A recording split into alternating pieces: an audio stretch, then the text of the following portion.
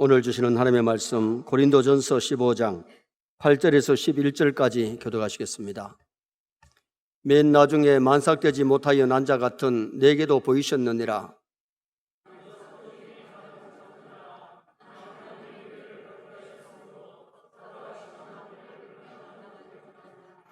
그러나 내가 나된 것은 하나님의 은혜로 된 것이니 내게 주신 그의 은혜가 헛되지 아니하여 내가 모든 사도보다 더 많이 수고하였으나 내가 한 것이 아니요 오직 나와 함께 하신 하나님의 은혜로라. 나나 그들이나 이같이 전파하며 너희도 이같이 믿었느니라. 아멘. 한번 따라 하시겠습니다. 내가 나된 것은 하나님의 은혜로 된 것이니. 고린도전서 15장은 부활장입니다. 무슨 장이라고요? 부활장. 바울 사도가 이 고린도전서를 쓰면서 이 15장에서 예수님이 우리 위해 죽으시고 부활하신 부활을 논하다가 갑자기 하제를 바꾸어서 자기 얘기를 합니다. 맨 나중에 만삭되지 못하여 난 자 같은 내게도 보이셨느니라. 부족한 것이 많은데도 하나님이 은혜를 주심으로 예수님을 알게 되고 믿게 되고 또 예수 그리스도의 복음을 전하게 된 것이 얼마나 감사한지 그것을 지금 감사하고 있는 거죠. 그래서 오늘 낮에는 은혜를 아는 사람, 이런 제목으로 은혜를 아는 사람의 삶이 어떤지를 상고하면서 은혜를 나누고자 합니다. 이미 우리는 은혜를 받은 줄 믿습니다. 하나님의 은혜를 입었는데 하나님의 은혜를 깨달는 것이 굉장히 중요해요. 은혜를 깨달아야 감사할 수 있고 은혜를 깨달아야 기뻐할 수 있고 은혜를 깨달아야 하나님의 은혜를 나누면서 살아가는 성도가 될 수 있어요. 아무리 은혜를 입어도 은혜를 못 깨달은 사람은 감사도 없고 기쁨도 없고 남에게 예수님을 전하지 않는 그런 사람이 될 수밖에 없지요. 자식이 부모의 은혜를 알면 부모에게 불효를 못해요. 은혜를 알면 어떻게 하면 부모에게 효도하고 부모의 은혜를 보답할까 노력하게 되죠. 은혜를 모르는 자식은 아버지 내한테 해준 게 뭐냐고, 엄마는 왜 날 낳았느냐고, 은혜를 못 알면 부모의 가슴에 못질하는 그런 자식이 되는 거지요. 스승의 은혜를 알면 스승의 그림자를 밟지 않고 예의를 지키지만은 스승의 은혜를 모르면 병망덕하는 가룟유다같이 되어버리고 마는 거지요. 사람들의 고마움도 알고 할 수 있으면 보답해야 될 줄 믿습니다. 하나님의 은혜를 깨달고 하나님의 은혜에 보답하려고 사는 그런 삶이 바울 사도의 삶이죠. 바울 사도는 기독교를 핍박하던 사람이 다메섹 도상에서 주님을 만나고 하나님의 사도가 된 것이 얼마나 감사한지 멸망받을 수밖에 없었는데 십자가의 은총을 깨닫고 예수 믿고 나서 구원을 얻고 나니까 너무 감사했고 누구보다도 행복했던 사람이 바울 사도입니다. 복음 전하다가 감옥에 갇혀도 밖에 있는 사람들 보고 주 안에서 기뻐하라, 내가 다시 말하노니 기뻐하세요, 그러면서 위로를 하던 사람이 바울 사도인데 누구보다도 감사가 넘치고 기쁨이 넘치고 만족한 삶을 살았고 행복한 삶을 살았던 사람이 바울 사도예요. 그래서 오늘 우리는 먼저 예수 믿고 구원 얻은 은혜에 감사하시기 바랍니다. 구원 얻은 은혜를 알아야 돼요. 우리는 지옥 갈 수밖에 없는 죄인이었는데 예수님의 십자가로 말미암아 우리 죄를 사하시고 우리를 불러 자녀 삼아 주신 하나님의 은혜를 생각하면, 하나님의 자녀 된 것, 천국 백성 된 것 생각하면 늘 감사할 수 있고 늘 기뻐할 수 있는 겁니다. 그래서 나 같은 죄인이 용서 안 받고 나 같은 죄인이 하나님의 자녀 되고 천국 백성 된 것, 이것을 먼저 은혜를 깨닫고 감사해야 되고 그 다음에는 직분 주신 은혜에 감사해야 돼요. 디모데전서 1장 12절에 보면 나를 능하게 하신 그리스도 예수 우리 주께 내가 감사함은 나를 충성되이 여겨 내게 직분을 맡기심이니. 직분 주신 은혜를 감사해야, 은혜를 깨달아야 충성할 줄 믿습니다. 여러분, 직분 주신 은혜를 못 깨달으면 한 달란트 맡은 종처럼 땅에 묻어두고 그 직분을 소홀히 여기는 거예요. 바울 사도는 직분 주신 것이 너무 감사하니까 죽도록 충성했던 사람이 바울 사도 아니겠습니까? 바울은 누구보다도 구원의 은혜를 알고 직분 주신 은혜를 알고 하나님 앞에 가는 그날까지 충성 봉사하다가 갔던 사람이 바울 사도인데, 바울 사도가 은혜를 깨닫고 사니까 기쁘고 감사하고 행복하고, 그러면서 행복의 전파자가 되어서 남들에게 행복을 심어주는 그런 사람이 될 수 있었습니다. 그러면 은혜를 아는 사람의 삶이 어떠냐? 첫째는 십자가의 은혜를 아는 사람은 죄책감에서 자유함을 얻습니다. 십자가의 은혜를 아는 사람은 죄책감에서 자유함을 얻는데 9절 중반절에 보니까 나는 하나님의 교회를 박해하였으므로, 이 말씀은 자신의 과거가 주님을 알지 못할 때에 기독교를 핍박했던 것, 그게 잘했다는 말이 아니고 그렇게 못난 짓을 하던 죄를 짓던 죄인을 담배 도상에서 주님이 만나주시고 불러주시고 은혜 주심으로 사도가 된 줄 믿습니다. 자신이 구원받은 것은 자기 행위로는 구원받을 수가 없는데 하나님의 은혜로 구원받은 그 은혜를 알기에 바울은 죄책감에서 벗어날 수가 있었던 겁니다. 바울은 믿기 전에 기독교를 핍박했고 교회를 핍박했잖아요. 그러나 지금은 죄책감에 사로잡힌 것이 아무것도 없어요. 죄에서 자유함을 얻었기 때문에. 우리가 신앙생활을 하면서 죄에서 자유함을 얻으시기를 주님의 이름으로 축원합니다. 죄책감이 나를 사로잡으면, 이 죄책감이 심하면 우울증이 되고, 우울증이 심하면 생명을 막다른 골목으로 던지는 자살까지 나아갑니다. 가룟 유다가 예수님을 팔아먹고 죄를 회개한 것이 아니고 죄책감 때문에 목에 밧줄을 메고 자살길을 걸어버리고 말았잖아요. 여러분, 참된 믿음의 사람이 자살할 수가 없어요. 자살은 하나님이 주신 생명을 내가 끊는 것이기 때문에 육계명을 범하는 죄가 되고, 여러분, 내가 그렇게 그런 막다른 골목을 가면 부모에게 큰 상처를 주고 형제들에게 남에게 상처를 주기 때문에 우리 신앙인은 그런 막다른 골목을 걸어갈 수가 없는 겁니다. 죄에서 자유를 얻게 하면 보혈의 능력, 주의 보혈, 내 공로가 아니고 십자가의 공로로, 예수님의 십자가의 보혈로 우리 죄를 씻어주는 줄 믿습니다. 예수님이 예루살렘에 입성하셔서 마지막 주간에 고난을 많이 당하시는데 왜 예수님이 십자가에 고난을 당하셨느냐? 우리 죄를 사하시고 우리를 멸망에서 건져서 하늘나라 천국 백성 삼으시려고 십자가 고난을 당하셨어요. 십자가 갈보리 십자가에서 세 가지를 보여주는데, 첫째는 죄가 얼마나 무서운 것을 보여주고 있고, 두 번째는 하나님의 공의가 얼마나 엄격한 것을 보여주고 있고, 세 번째는 하나님의 사랑이 얼마나 큰지를 십자가에서 보여줘요. 죄는 참 무서운 겁니다.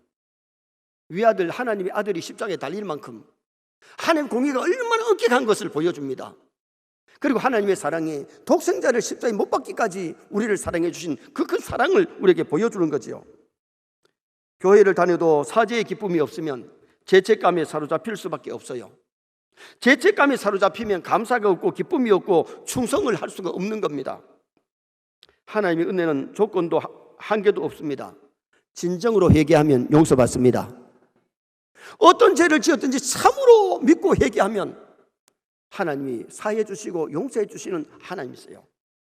우리가 잘 아는 다윗이 바세바를 범하고 우리아를 전쟁터에 보내서 죽이는 그런 엄청난 죄를 저질렀는데도 나단 선지자의 책망을 듣고 회개할 때에 성군 다윗이 될 수 있었고, 사죄의 즐거움이, 구원의 기쁨이 다시 회복되는 그런 놀라운 은혜가 임했잖아요.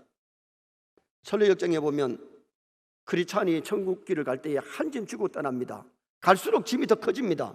그런데 십자가 아래 왔을 때에 그 죄짐이 떨어져 가지고 참 멀리 굴러가 버리고 사라지잖아요. 그 다음에는 두루마리 성경을 들고 기쁨으로 천성을 향해서 다름질하는 크리스찬을 봅니다. 오늘 우리 서인의 모든 성도가 죄짐이나 세상의 무거운 짐을 주님의 십자가 아래 내려놓으시기 바랍니다. 그리고는 십자가의 은혜를 알고 십자가 아래 내려놓을 때에 죄책감에서 자유함을 얻고 구원의 즐거움을 누리면서 기쁨으로 살아가는 성도의 삶이 이루어질 수가 있는 겁니다. 두 번째는 창조의 은혜를 아는 사람은 열등감에서 자유를 얻습니다. 9절 상반절에 나는 사도 중에 가장 작은 자라. 베드로와 바울을 한번 비교해 본다면, 바울은 다메섹 도상에서 주님을 만났지만은 베드로는 3년 반이나 예수님 따라다니면서 말씀 듣고 기적을 체험하고 그리고는 놀라운 은혜를 입은 사람이 베드로예요. 어디를 갔는지 베드로, 야고보, 요한 같으면 다 사도로 인정을 하지만은 바울은 다메섹 도상에서 잠깐 주님을 만났기 때문에 개척했던 고린도 교회마저도 바울은 사도가 아니다, 사도가 맞다, 아니다고 하는 그런 일들까지 벌어졌어요. 나름대로는 열등감이 있을 수 있습니다, 바울 사도도. 그러나 성경 어디에도 바울이 열등감에 사로잡혔다는 것이 없어요.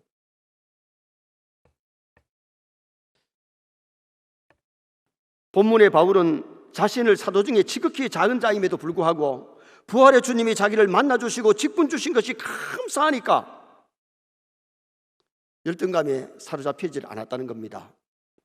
어떤 사람은 열등감은 인간됨의 실존이라 그랬습니다. 이 말을 바꾸면 인간치고 열등감 없는 사람이 없다는 말인데 왜 사람들이 열등감을 갖느냐? 비교의식 때문에 열등감을 가져요. 뭐 언니 동생 간에도, 형님 동생 간에도, 아니면 교우들 관계라도 서로 비교하니까 이 열등감이 있지, 비교의식이 없으면, 창조의식을 가지면 감사할 줄 믿습니다. 우리 선의 성도들은 비교의식에 사로잡히지 말고 정말 창조의식을 느끼면 하나님이 나를 만드셨기 때문에 남하고 비교할 거리가 없잖아요. 키 큰 사람은 키 큰 대로 장단점이 있고 작은 사람은 작은 대로 장단점이 있습니다. 나에게 주신 창조의식을 가지고 좋은 점을 감사하면서 살면 그 사람이 행복자가 될 수 있는 겁니다. 쉬운 예를 들면 야곱의 아내가 레아와 라헬이에요. 이 라헬은 언니를 갖다가 너무 의식을 해가지고 시기하고 질투하고 열등의식이 너무 큰 겁니다. 언니는 4명의 자녀를 낳았는데 자기는 자녀가 하나도 없습니다. 그러니까 남편 보고 뭐라 그러냐면 나로 아이를 낳게 하라. 낳게 하지 아니하면 내가 죽겠노라. 그때에 야곱이 화를 내면서 그건 하나님이 하시는 건데 내가 하나님이냐? 어떻게 나보고 그런 소리 하느냐고. 그때에 라헬이 자기 몸종 빌하를 남편에게 줍니다. 그래서 자식을 낳았는데 자식 이름을 뭐라고 지느냐? 단이라고 지어요. 이름을 짓는 것 보면 그 사람의 신앙과 그 사람의 마음이 어떤지를 볼 수 있는데 레아가 맏아들을 낳고 이름을 뭐라고 지느냐? 보라, 아들이다. 루벤, 아들이다. 두 번째를 하나님이 들으심, 시므온, 하나님이 기도를 들어주셨다. 셋째 아들을 낳고 나서 레위, 이제는 남편과 연합한다. 넷째 아들을 낳고 유다, 찬양, 하나님을 찬송하리로다. 봐요, 이름을 짓는데도 그 믿음이 담겼고 그의 아름다운 마음이 담겼잖아요. 그런데 라헬이 지금 빌라를 통해서 아들 낳고 나서 이름을 뭐로 지느냐? 단이라는 이름 뜻이 뭐냐? 억울함을 부셨다. 억울함을, 뭐가 그렇게 억울하냐? 그 다음에 그 몸종을 통해서 둘째 아들을 낳고 이름을 지었는데 둘째 아들 이름을 뭐로 지느냐? 납달리. 경쟁하여 이겼다. 언니하고 경쟁 안 하면, 비교 안 하면 아무것도 그렇게 신경 안 써도 될 일을 언니하고 자꾸 비교하니까. 언니 레아는 4명 낳았는데 자기는 아기가 없으니까 뭐 죽겠다 그러다가 몸종을 통해서 아들 낳은 것이 단과 납달리입니다. 그러니까 레아도 질서라. 이번에는 실바를 통해서, 자기 몸종 실바를 통해서 아들을 낳았는데 그 맏아들이 갓의 이름 뜻이 뭐냐? 복. 야, 하나님 복 주셨다. 그 다음에 둘째 아들을 낳았는데 둘째 아들 이름이 뭐냐? 둘째 아들이 아셀. 기쁘다, 즐겁다. 봐요, 마음에 여유가 있으니까, 비교하지 아니하니까 하나님이 복 주셨네. 하나님 감사합니다. 아, 기쁘다, 즐겁다. 아셀, 그런 이름을 지은 거예요. 그런데 나중에 하나님이 라헬에게 아들을 주십니다. 그 맏아들 낳아가지고 아들 이름이 요셉이잖아요. 요셉 이런 뜻이 뭐냐? 더하심. 그러면 아들을 낳았으면 좋아가지고 감사의 표현을 해야 될 텐데, 더하심이란 뜻이 뭐냐? 더 주세요, 더 주세요, 더 주세요. 이것까지 안 됩니다. 더 달라는 겁니다. 둘째 아들을 낳는데 아들을 낳으면서 세상을 떠납니다. 라헬이 세상을 떠납니다. 젊은 나이에. 둘째 아들을 낳으면서 세상을 떠나면서 이름을 뭐라고 지나? 베노니. 슬픔의 아들이다. 슬픔의 아들. 엄마 없는 아들이 세상을 살 때 얼마나 힘들겠느냐. 슬픔의 아들이다. 이름을 지었는데 그 아버지 야곱이가 아니다. 베냐민은 오른손의 아들이다. 아버지가 있으니까 내가 돌볼 거다. 그래서 베노니를 베냐민으로 고쳤어요. 그런데 라헬이 자기에게 장점이 얼마나 많습니까? 언니 레아는 시력이 약합니다. 요새 그때 안경만 있어도 좋을 텐데 그때는 안경도 없었고 시력이 약한데 자기는 눈이 밝습니다.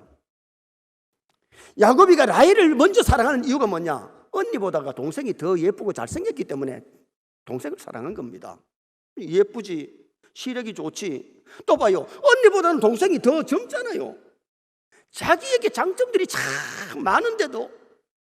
그러니까 하나님께서, 공평하신 하나님이 시력이 약하고 동생보다는 좀 못한 것이 있으니까 하나님이 레아에게 아들 4명을 쑥쑥 주신 거예요. 자기에게 좋은 점이 있음에도 불구하고 언니를 갖다가 비교하니까 열등감 때문에 행복하지 않는 거예요. 그러니까 아들 이름을 지어도 억울하다. 경쟁아 이겼다. 그러면서 이름을 짓는 거잖아요. 오늘 우리 세뇌 성도들이 신앙생활하면서 창조의식을 가지시기 바랍니다. 하나님이 나에게 주신 장점이 뭐냐? 장점을 감사하면서 다른 사람의 장점을 너무 부러워하지 말고, 하나님 그 사람은 그 사람 나름대로 쓰시고 나는 나대로 쓰시니 하나님께 감사하면서 살면 행복자가 될 수 있는 겁니다. 저는 라헬을 보면서 그때 라헬이 너무 비교하면서 열등감 가지 않았더라면 언니 애들 낳은 거 감사하고 믿음 있으면 하나님 나도 좀 주세요. 나도 아들 안고 싶어요. 그런 기도를 해서 받았으면, 봐요, 베냐민이 형님이 국무총리 된 것 알고 아버지와 함께 애굽으로 내려갈 때에 그때 나이가 얼마냐? 23살 아니면 24살입니다. 만약에 라헬이 25년만 더 살았다면 아들이 국무총리 돼가지고 세계를 이끌어가는 지도자가 된 것을 보고 할렐루야 감사합니다 감사합니다 얼마나 좋았겠어요. 아들을 낳게 하지 아니하면 죽으리라. 그런데 하나님이 그 소리 들으시고 아들 둘 낳게 만들고는 그 생명 불러갔었어요. 말은 씨가 됩니다. 우리의 하는 모아오던 말을 하나님이 들으시는 줄 믿습니다.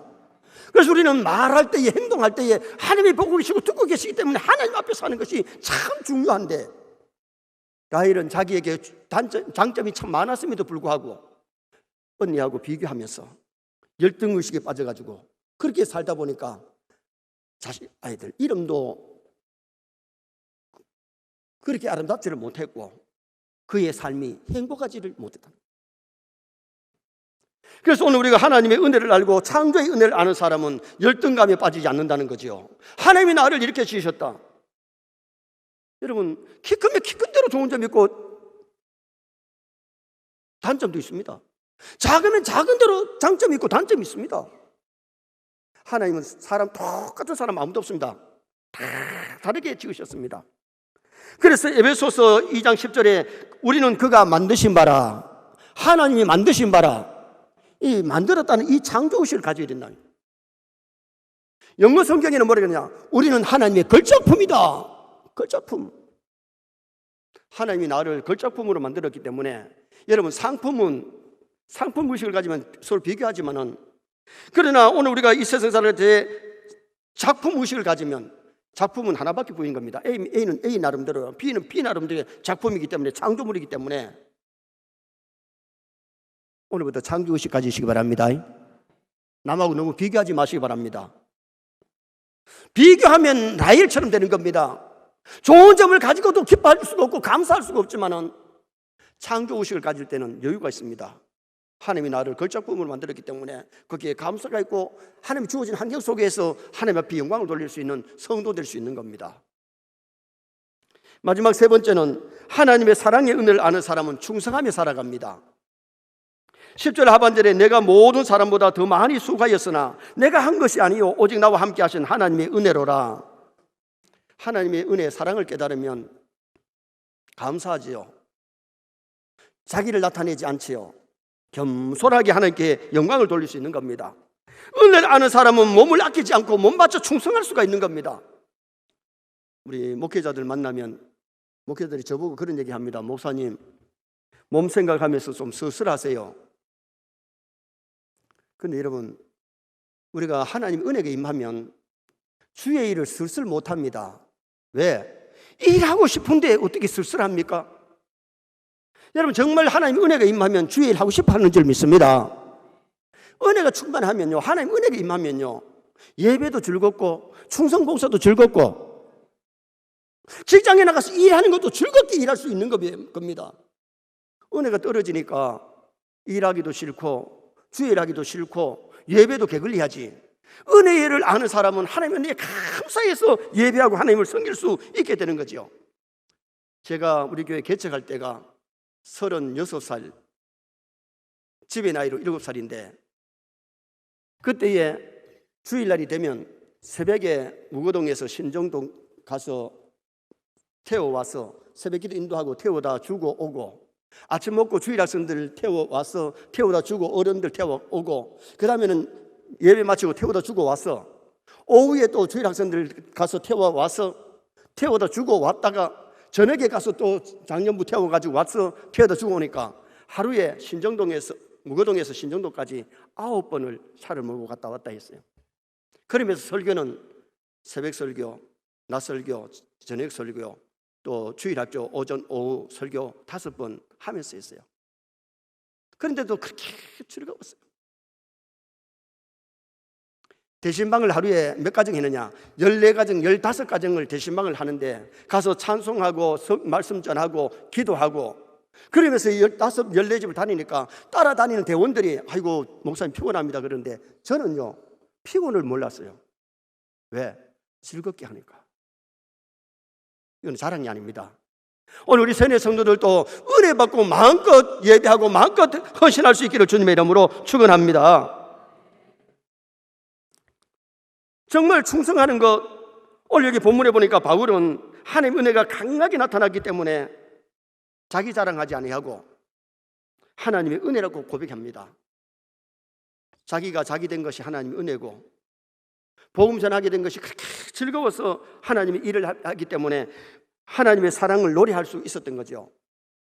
제가 우리 교회 개척하고 나서 1년 만에 한 100명이 모였고 2년 만에 한 200여 명이 모여서 작년이요. 3년이 되니까 작년에 한 250명 될 때에 주일학생들이 150명 모였죠. 그래서 개척교회 목사님들이 저를 찾아와서 목사님, 서영교회는 어떻게 해서 이렇게 부흥합니까? 제 대답이 하나님의 은혜입니다. 목사님, 어디는 하나님의 은혜 아닙니까? 그러나 제가 대답할 수 있는 것은 하나님의 은혜 그밖에 뿐이었어요. 영혼 구원을 하나님이 하십니다. 교회 부흥을 하나님이 하십니다. 우리는 도구로 쓰임받는 것밖에 뿐이에요. 심부름 잘하면 우리 하나님에 가서 상 받아요. 진짜 영혼 구원은 하나님이 하세요. 교회 부흥도 하나님이 하십니다. 바울이 얼마나 많은 일을 했습니까? 얼마나 위대한 일을 했습니까? 가는 곳마다 교회를 세우고 가는 곳마다 수많은 영혼이 돌아왔고 성경을 13권이나 기록하는, 성경에 가장 여러 권을 기록한 사람이 바울 사도입니다. 마지막에는 로마에서 복음 전하고 로마가 기독교국이 되고 거기서 순교의 제물이 되어서 하나님 앞에 갔던 사람이 바울 사도입니다. 그런데 그분은 하나님이 은혜를 주실 때에 하루는 그를 데리고 하나님이 천국을 구경시켜줬어요. 셋째 하늘에 가서 구경을 시켜줬는데 자기 자랑이 될까 봐 14년 동안이나 비밀로 하고 있어요. 마지막에 성경이 나타낼 때에 3인칭을 씁니다. 어떤 사람이 셋째 하늘에 끌려가서 하늘나라를 구경하고 왔노라고 그렇게까지 얘기합니다.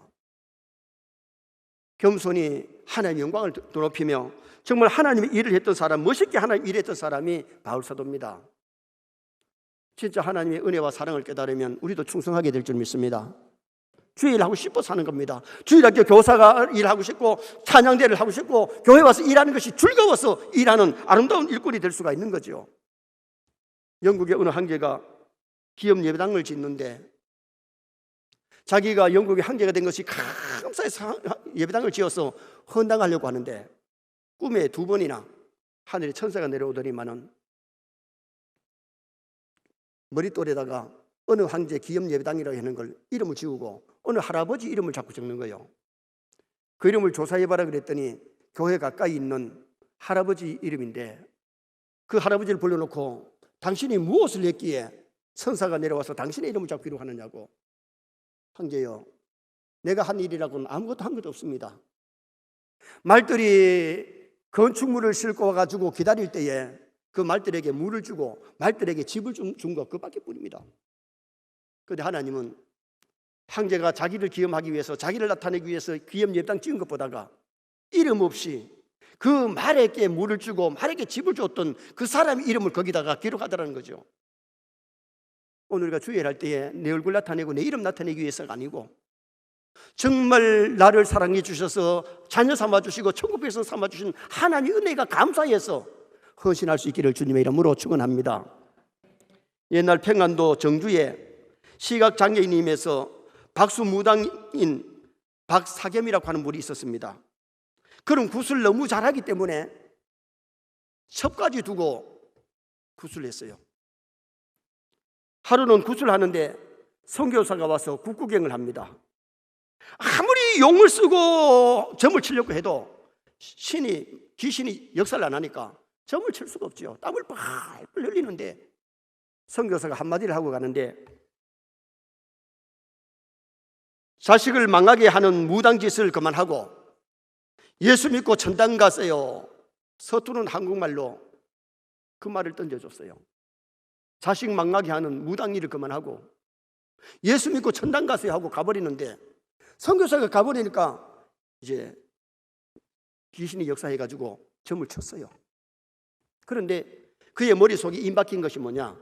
자식을 망하게 하는 전장이 하지 말고 예수 믿고 천당 가라고 하는 그 말이 그의 귀에 칵 박힌 거예요. 이분은 자식 망하게 하는 짓을 내가 해서 안 되겠다 싶어서 선교사님을 찾아갔어요. 내가 어떻게 하면 자식이 망하지 않고 자식이 복을 받겠느냐 물었더니 선교사님이 예수 믿으면 자식 잘 되고 복을 받습니다. 이분은 순수하게 그 말씀을 받아들였어요. 그리고 교회를 나가서 예수를 믿기 시작했는데 자기가 나가는 교회가 예배당을 건축하다가 돈이 모자라가지고 건축이 중단됐는데 점쳐서 버린 돈 가지고 논밭 산 거 다 팔아가지고 몽땅 바쳐버렸어요. 그래서 예배당이 완성됐어요. 그런데 직업이 없잖아요. 점치다가 점 못 치지. 이제 논밭도 없지. 그래서 그 교회에 뭘 시켰느냐? 관리 일을 맡겼어요. 사찰 일을 맡았어요. 자, 눈이 어두우니까 시각장애인이니까 종을 치고 이런 것은 할 수 있는데 청소 같은 건 제대로 못하니까 부인이 청소를 다 하고 섬긴 거예요. 그런데 선교사님이 보니까 그 집 아들이 공부를 잘 한다는 소리를 듣고 이 백사겸에게 당신 아들 미국 가서 공부 좀 시켜도 되겠느냐고 허락을 합니다. 그 아들이 미국에 가서 14년 동안 유학을 했는데 미국에서 공부를 했는데 그 아들이 돌아와서 우리 한국의 초대 참의원 의장을 합니다. 그리고 문교부 장관이 됐고 그 다음에는 연세대학교 총장을 오랫동안 지냈습니다. 그의 아버지는 무당으로 귀신 앞에서 하나님 앞으로 돌아왔고 아들이 한국을 위해서 한국교회의 장로로서 봉사하는 위대한 인물, 그 분이 누구냐? 낙준 총장 장로입니다. 그분 혼자만 잘 된 것이 아니고 아버지가 무당하다가 예수 믿고 나서 그의 형제들이 다 복을 받고 그 손자들이 복을 받는 그런 역사가 일어났어요. 우상 섬기지 말고 귀신 섬기지 말고 하나님 잘 섬기면 이 땅에서도 복도 하나님에 가서 복을 받는데 상 받는데 은혜를 아는 사람, 구원해 주신 은혜, 직분 주신 은혜에 우리는 감사할 줄 알아야 되는데, 은혜를 깨달은 사람은 십자가 은혜를 알고 죄책감에서 자유를 얻습니다. 창조의 은혜를 알고 열등감에서 자유함을 얻습니다. 하나님의 사랑의 은혜를 아는 사람은 충성하며 살아갑니다. 바울 사도와 같은 나와 여러분 되시기를 주님의 이름으로 축원합니다. 우리 다 같이 기립하셔서 597장으로 영광 돌리겠습니다.